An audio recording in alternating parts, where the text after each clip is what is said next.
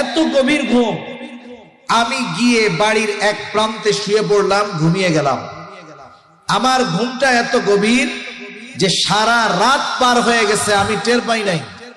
আমার চেহারায় যখন দিনের বেলা সূর্যের আলো পড়ছে, আমি দেখতে পাইলাম, ঘুম ভাঙলো, আমি দেখলাম তখন সূর্য বেশ উপরে উঠে গেছে, দিনের আলো ফুটে উঠছে। সুবহানাল্লাহ।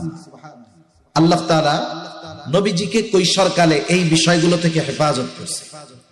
দ্বিতীয় আরেকটা বিষয়, নবীজি সাল্লাল্লাহু আলাইহি ওয়াসাল্লাম যৌবনকালে যখন কাবা সংস্কার করতেছে, চিন্তা করলো যেই পোশাক পরে আমরা গুনাহ করি, পাপ করি, অন্যায় করি, অনাচার করি, ওই পোশাক পরে বাইতুল্লাহ সংস্কার করব, এটা তো খুব অন্যায় কাজ হবে।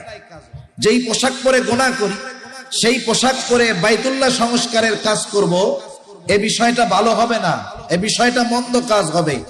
এখন সকলে মিলে সিদ্ধান্ত নিল যে বাইতুল্লাহ সংস্কারের এই কাজ করার সময় আমাদের গায়ে কোনো পোশাকই থাকবে না, আমরা বিবস্ত্র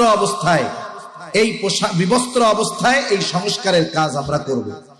সকলেই বিবস্ত্র হয়ে গেছে।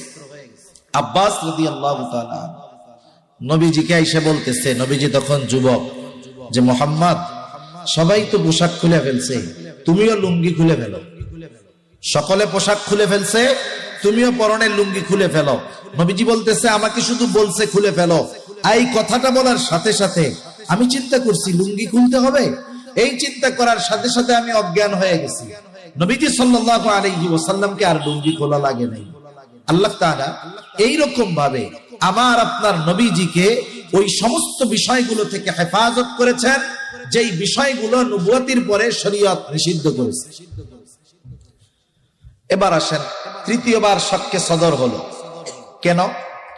কারণ মহাকাশে যারা সফরে যায়, দুনিয়ার থেকে, পৃথিবী থেকে যারা মহাকাশে যায়, টাকা পয়সা থাকলেই চলে যেতে পারে তা না।